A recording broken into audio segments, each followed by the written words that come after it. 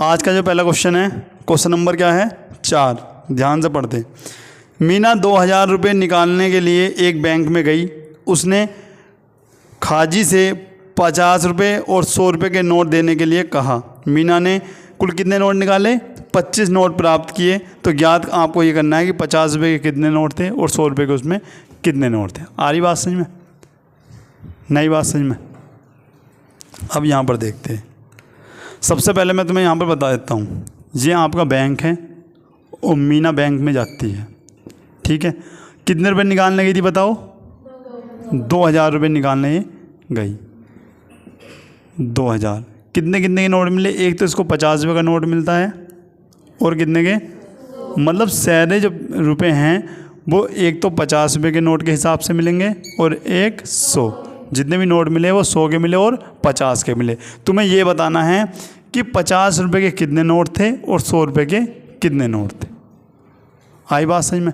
अब हम क्वेश्चन कैसे करेंगे? हम लिखेंगे माना 50 रुपये के नोटों की संख्या x तथा 100 रुपये के नोटों की संख्या y थी। आ रही बात समझ में? और दूसरी कंडीशन उन्होंने कहा है कि ये दोनों नोट जुड़कर कितने आने चाहिए भैया? 25। नोटों की संख्या कितनी थी? 25। आ गई बात समझ में? अब यहाँ पर देखते हैं क्या लिखोगे। माना 50 रुपये के नोटों की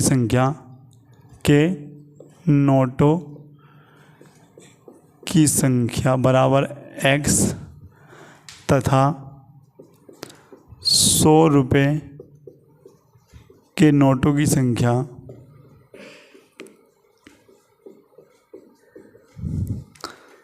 y है।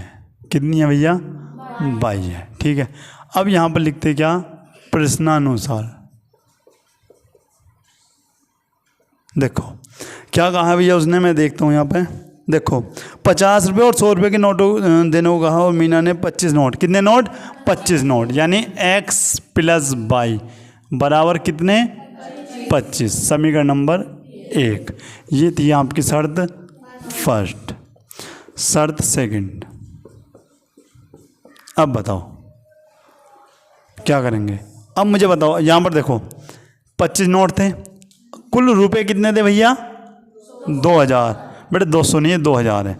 कितने हैं? 2000। अब यहाँ पर समझो पहले, कुल रुपए कितने आपके? 2000, ठीक है। अब ये कैसे मिले होंगे? मान लिया 50 रुपये के नोटों की संख्या कितनी है? x है।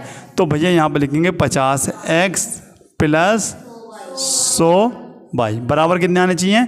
2000। अब मुझे बताओ, अब ये तो इक्वेशन बहुत बड़ी हो रही, तो इसमें से क्या करो? 50 कॉमन ले लो भाई। यहाँ से मैंने कॉमन लिया 50, तो 50 ही करना, 50 x बचा यहाँ से, 50 दूनी 100 और ये हो गया आपका क्या? 2000। ये 50 इसके नीचे, यानी x प्लस 2y बराबर क्या हो गया आपका? 2000 बटे 50। 1 0 से 0 आपका कट गया। और ये कितनी बार? 40 बार।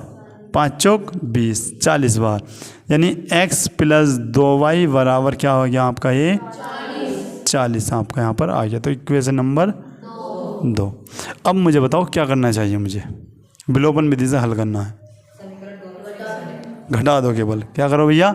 घटा दो, जिससे तुम्हारा क्या होगा? x कट जाएगा। तो समीकरण नंबर 1 में से समीकरण नंबर 2 को क्या करो भैया? घटा दो। समीकरण नंबर 1 है आपकी x प्लस y बराबर 25। यह है x प्लस 2y बराबर 40। ये माइनस, ये माइनस, ये माइनस, ये आपका कट गया। अब 1 बाई में 2 बाई तो जा नहीं सकते, तो माइनस के बाई। अब बताओ ये 25 जाएंगे तो कितने बचेंगे? तो तुम कहोगे भैया 5 और यहाँ पर 15, माइनस के 15। माइनस से माइनस कट गया, तो बाई का मान क्या आ गया आपका? 15। अब बाई का मान समीकरण नंबर 1 में रख दो। बाई का मान समीकरण नंबर 1 में रखने पर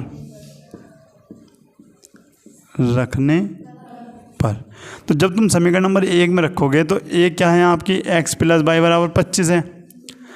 अब मुझे बताओ, जब x प्लस ये हो गया 15 बराबर 25, तो ये हो गया x बराबर 25 माइनस 15, कितना मिला आपको? 10 यहाँ पर मिल जाता है। तो x का मान क्या आया आपका? 10, y का मान क्या आया? 15। अब लिखेंगे अतः देखो जो ये क्वेश्चन स्टार्ट करना ना, हद से ही माना हटा कर अतः लिख देते हैं। अतः 50 रुपये के नोटों की संख्या, नोटों की संख्या बताओ कितनी होगी? 10। एक्स का मान क्या है भैया? 10 होगी। इसी प्रकार 100 रुपये, यहाँ पे लिखो तथा 100 रुपये के नोटों की संख्या कितनी होगी? 15 होगी। आ रही बात समझ में? ये होगी। अब तुम दिमाग में लगाओ भैया ये क्या ये सवाल सही है? तो मैं तुम्हें बता देता हूँ। अच्छा ये बताओ ये नोट टोटल कितने थे भैया? 25। अब इन दोनों को जोड़ो, 10 को 15 को जोड़ो, कितना आ रहे भैया आपके? 25 आए नहीं आए? आ गए। ठीक है, और बताता हूँ मैं आपको। 50 रुपये की नोटों की संख्या कितनी? 10। अब मुझे बताओ 50 के अगर 10 नोट होंगे तो तुम्हारे पास कितने रुपये होंगे? 500 रुपये होंगे। और 100 रुपये के अगर 15 नोट होंगे तो कितने होंगे? 1500। कितने होंगे? और जोड़ कर बताओ 1500 500 कितने होते हैं? 2000। तो देखो दोनों कंडीशन सही है। रुपए भी कितने हो गए?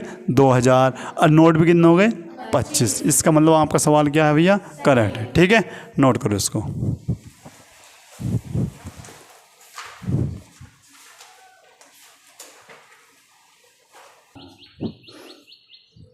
यहाँ पर देखो भैया, अगला क्वेश्चन जो है वो क्या है? किराए पर पुस्तकों देने वाली एक पुस्तकालय का प्रथम 3 दिनों का एक नियत किराया है तथा उसके बाद प्रत्येक अतिरिक्त दिन का अलग किराया है। सरिता ने 7 दिन तक के लिए एक पुस्तक रखने के लिए 27 रुपये अदा किए, जबकि सुशी ने एक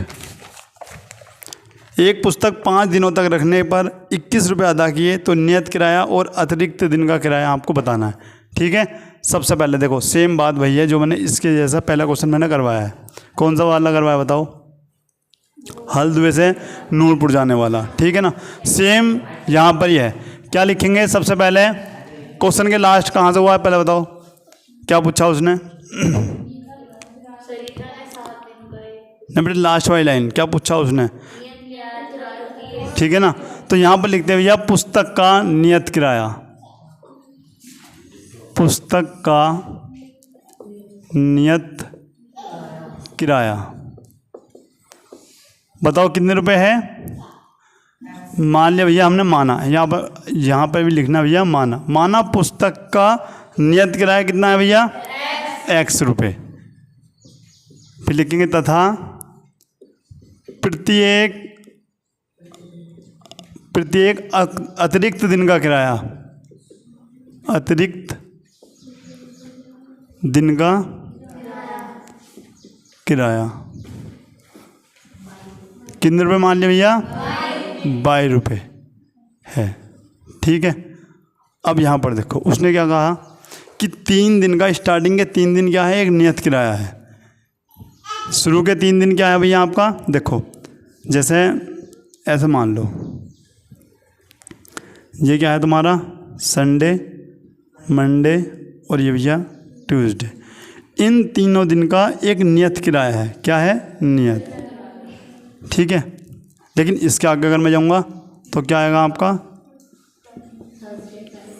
फ्राइडे और भैया यहाँ पर मान लो सैटरडे। ठीक है, आगे को जो किराया देगा प्रति दिन के हिसाब से देगा। चाहे एक दिन के कितने रुपए हों, 4 रुपये, एक दिन के 5 रुपये, कितने भी रुपये हों, वो पर डे के हिसाब से वहाँ पर पैसे देगा। लेकिन यहाँ पर क्या देगा भैया? एक नियत किराया, जो कि हमने क्या मान रखा? X। ठीक है, अब यहाँ पर देखते हैं।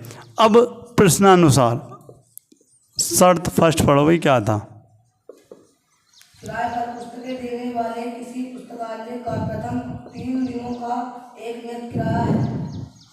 उसके बाद प्रत्येक अतिरिक्त दिन का अलग किराया। हाँ, सरिता ने 7 दिन तक एक पुस्तक रखने के लिए 27 अदा। अब ये लाइन इम्पोर्टेंट है। देखो सरिता एक लड़की आई, उसने क्या करा? 7 दिन तक क्या रखी? पुस्तक। कितने दिन तक? 7 दिन तक। और कितने रुपए दिए भैया? 27 रुपये। अब मुझे एक बात बताओ, 7 दिन तक उसने रखी और कितने रुपए दिए? 27। अब 7 दिन में 3 दिन का क्या था? नियत किराया। तो भाई जब 3 दिन का नियत किराया था तो बचाओ कितने दिन बचे? 4, तो यहाँ पर लिखते क्या है, 3 दिन को तो मैंने क्या लिख दिया x। अब जो 4 दिन तुम्हारे बचे यहाँ पर लिखेंगे 4/, बराबर 27। आ रही बात समझ में, नहीं आई? आ गई, ठीक है। शर्त सेकंड पढ़ो अब। सुशी ने 5 दिन तक के लिए ने एक पुस्तक 5 दिन तक रखने के लिए 21 रुपये अदा किए। ठीक है। अब यहाँ पर देखो, जब 5 दिन के लिए पुस्तक रखी तो बताओ नियत किराया तो x ही है। अब उसके कितने दिन बचे? 2 दिन बचे, क्योंकि 5 दिन के लिए तो 3 तो इसमें चले गए, 2 दिन बचे। 2/, कितने रुपए दिए भैया? 21। समीकरण नंबर 2। अब इसे करो, क्या करोगे? समीकरण नंबर 1 में से भैया 2 घटा दो, तो x + 4y बराबर 27। यहाँ पर क्या लिखते हैं? x + 2y बराबर 21। और भैया यहाँ पर क्या करोगे? माइनस। तो ये तो आपका कट गया। ये क्या बचे आपके? 2y बराबर 6। और यहाँ पर हो जाता y का मान 3, y का मान 3। ठीक है। अब करेंगे क्या? y का मान समीकरण नंबर 1 में रख दो। y का मान समीकरण नंबर 1 में रखने पर, जब तुम समीकरण नंबर 1 में y का मान रखोगे, ये है आपका x + 4y बराबर 27। x की वैल्यू क्या है? y की वैल्यू क्या है भैया आपकी?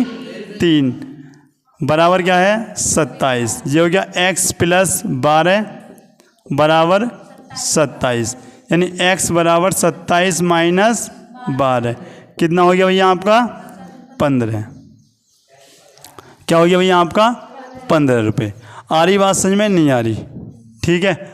इसके बाद और भी कुछ पूछा? ये तो पूछा होगा, ठीक है। अब मुझे ये बताओ, आप कहीं गलती हुई क्या?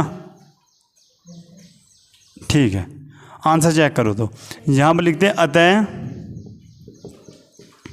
अतः पुस्तक का नियत किराया 15 रुपये तथा प्रति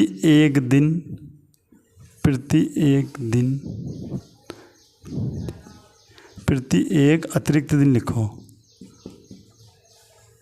अतिरिक्त दिन का किराया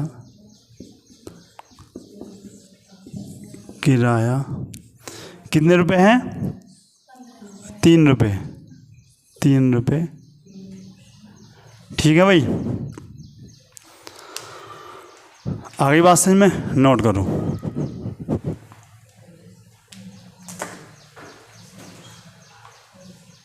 यहाँ पर समझो भाई, बहुत ही इंपॉर्टेंट क्वेश्चन है और बोर्ड एग्जाम में भाई आया हुआ क्वेश्चन है। आ रही बात समझ में? मैं क्वेश्चन पढ़ रहा हूँ और ऐसे क्वेश्चन आने के चांस भी होते हैं। ध्यान से सुनना। पहले देखो, यदि 2 व्यक्तियों की आय का अनुपात 9:7 है, कितना है? 9:7 है। उनके खर्चों का अनुपात 4:3 है।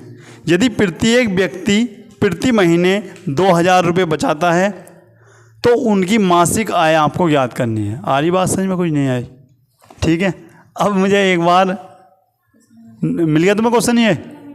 चलो मैं एक बार नोट करता हूँ। देखो, 2 व्यक्तियों की आय का अनुपात, यानी आय का जो अनुपात दे रखा है, मैं यहाँ पर लिख देता हूँ, ये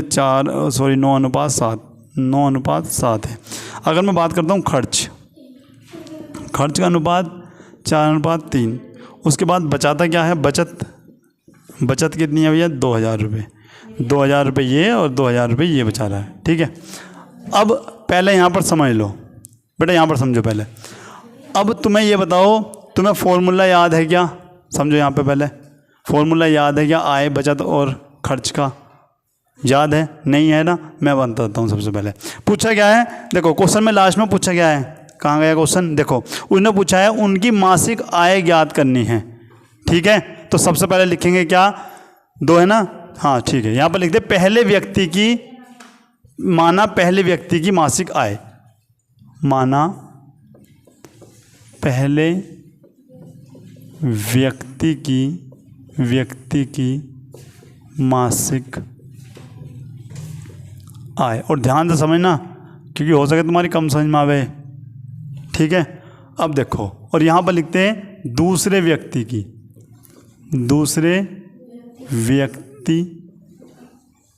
मासिक आय। आय का मतलब पता, इनकम, ठीक है ना। अब यहाँ पर देखते हैं, अब उसने अनुपात दे रखा, और याद रखना जब भी अनुपात में वैल्यू दे रखी हो और हमें अनुपात से अलग बनाने हो, अनुपात किसे कहते हैं, बीच में जो लगे जाते हैं, ठीक है। अगर हमें अनुपात से हटाना है तो मैं क्या करूँगा, भाई जो पहला वाला है वो पहले वाले की होगी, दूसरा वाला दूसरे वाले की, तो यहाँ पर लिख दूंगा 9x और यहाँ पर क्या लिख दूंगा 7। बेटा x ही लिखा जाएगा, दोनों की आय है, x ही लिखेंगे। क्या लिखेंगे, 9x और 7x। आ गई बात समझ में। अब क्या बात होती है भैया, खर्च। तो यहाँ पर लिखते हैं पहले व्यक्ति का खर्च। मासिक खर्च लिख दो, चलो मासिक खर्च लिखता हूँ, मासिक खर्च, पहले व्यक्ति का मासिक खर्च। और यहाँ पर क्या लिखता हूँ, दूसरे व्यक्ति का मासिक खर्च, दूसरे व्यक्ति का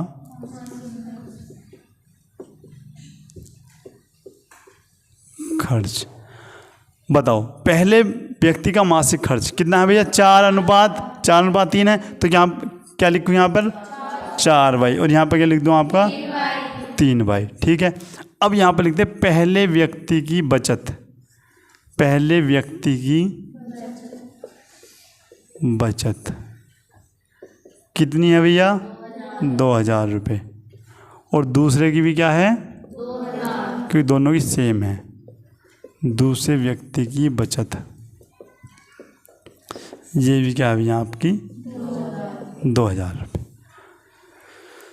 इतनी बात समझ में आई या नहीं आई, ठीक है। अब मुझे एक बात का आंसर दो तुम, एक आदमी की इनकम यानी आय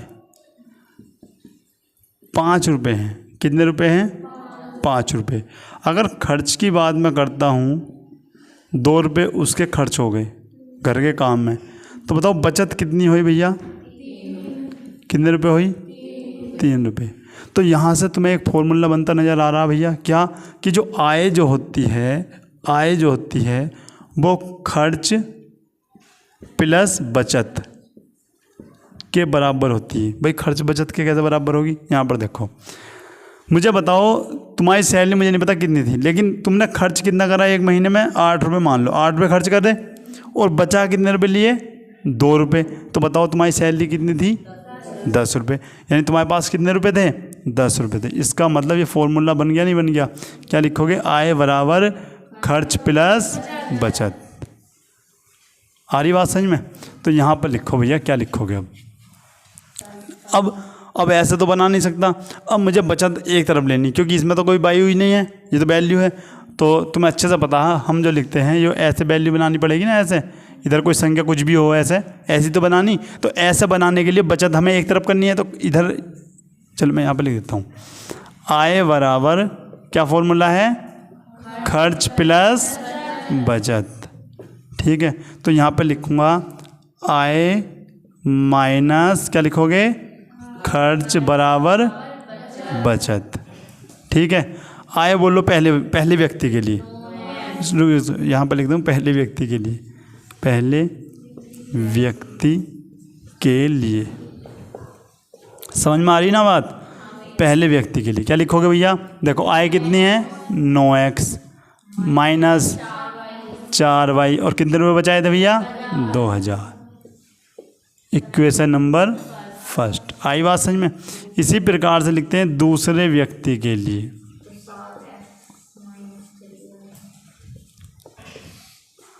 क्या लिखोगे बताओ, 7x माइनस,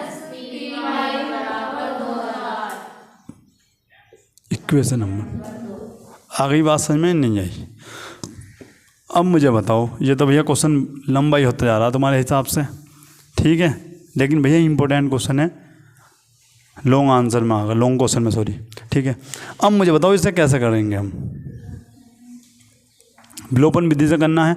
अब तुम कहोगे भैया यहाँ पे y वाले बराबर नहीं हो रहे, x वाले बराबर नहीं हो रहे, क्या करेंगे, ठीक है भाई। अब देखो कैसे भी कैसे हमें बराबर बनाने, तुम बताओ भाई ये 4 है और ये 3 है, देखो ध्यान से सुनना, ये क्या है और ये क्या है 3, कोई बात नहीं, मैंने यहाँ पर 4 लिख लिया और यहाँ पर लिख दिया 3, 4 का पहाड़ा पढ़ो, 4 का ना 4 दूनी 4 तिया 4 चौक 16, बस ज़्यादा नहीं लिखना। 3 का ना 3 तिया सॉरी 3 दूनी 3 तिया 3 चौक। अब मुझे बताओ कौन इनमें ऊपर नीचे आ रहा है? सेम है ना जो दोनों मारा, इसका मतलब 12 एलसीएम ले लो। और 12 बनाने के लिए इसमें कितने से गुणा करूं, जो कि यहाँ पे 12 बन जावे, और इसमें कितने से गुणा करूं यहाँ पे। अब आई बात समझ में, क्यों कर रहे हैं? क्या भैया यही करना जरूरी है? कर दो। है 7 से कर दो 63 बन जाएगा, है 9 से कर दो 63 बन जाएगा। समझ में नहीं आया? ठीक है, तो यहाँ पर समझो। अगर समझ में आ गया तो यहाँ पर क्या करेंगे, समीकरण नंबर 1 में कितने से गुणा कर दो? 3 से। तो समीकरण नंबर 1 में 3 से गुणा करने पर, तो भैया यहाँ पर लिखा मैंने 3 और यहाँ पर लिख दिया 9x माइनस 4y बराबर में क्या है 2000। 9 तिया 27, 3 चौक 12 और 3 दूनी 6। Equation number 3। अब क्या लिखेंगे, समीकरण नंबर 2 में कितने से गुणा करनी है भैया? 4 से गुणा करने पर। अब देखो एक ट्रिक और बता दूं मैं तुम्हें। अगर तुम्हारा दिमाग काम नहीं कर रहा, तुम्हें लग रहा भाई 12 से ही करें या 24 से करें, किससे करें, तो जब भी तुम्हें पता नहीं चले तो जो आगे वाला दिख रहा ना x के आगे, इसकी इस y समीकरण में गुणा कर दो, और इसके आगे जो दिख रहा 9 इसकी इससे गुणा कर दो, काम खत्म। जैसे यहाँ पर 3 है तो 3 वाले के ऊपर से गुणा कर दी, यहाँ पर 4 तो 4 वाले के नीचे वाले से गुणा कर दी। आ रही बात? तो सेम हो जाती है। ठीक है, तो यहाँ पर क्या लिखा मैंने 4, क्या है तुम्हारा भैया 7x माइनस 3y बराबर 2000। 7 चौक 28, 4 तिया 12 और ये क्या हो गया आपका 8000। समीकरण नंबर 4। अब क्या कर दो, समीकरण नंबर 4 में से समीकरण नंबर 3 को घटा दो। समीकरण नंबर 4 क्या है 28x माइनस 12y बराबर 8000। यहाँ पर घटाओ भैया 27x माइनस 12y बराबर कितना है 6000। अब घटा दो यहाँ, और ये हो जाएगा प्लस, ये होगा माइनस, ये तो कट जाएगा। ये कितना बचेगा x, और ये कितना बचेगा तुम्हारा 2000। 2000 ही बचेगा ना? ठीक है, तो x का मान क्या आ गया आपका 2000।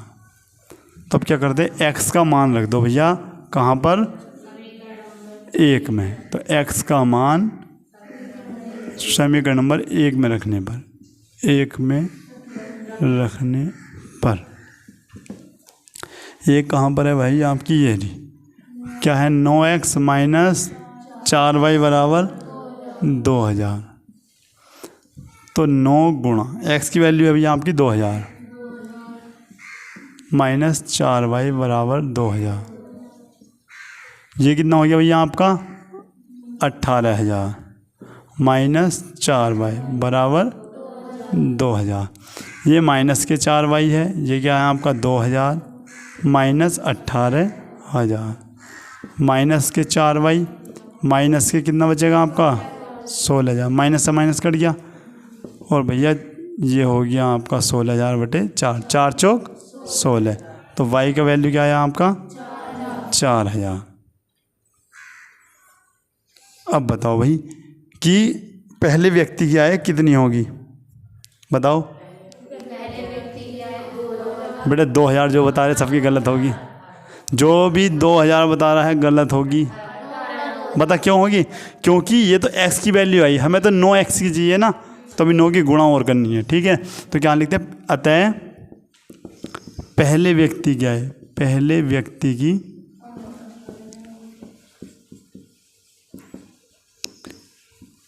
क्या है भैया 9x है, तो यहाँ पर लिखेंगे 9 गुणा x की वैल्यू क्या है आपके पास, कहाँ गई 2 है 2000। तो ये हो गया क्या आपका 18000 रुपये। इसी प्रकार लिखेंगे दूसरे व्यक्ति की आय, व्यक्ति की आय बताओ क्या है 7 गुणा 2000, तो 7 दूनी 14000। चेक करना आंसर, इस प्रकार से कर सकते हैं। इजी है ना, कर लोगे? ठीक है, नोट करो।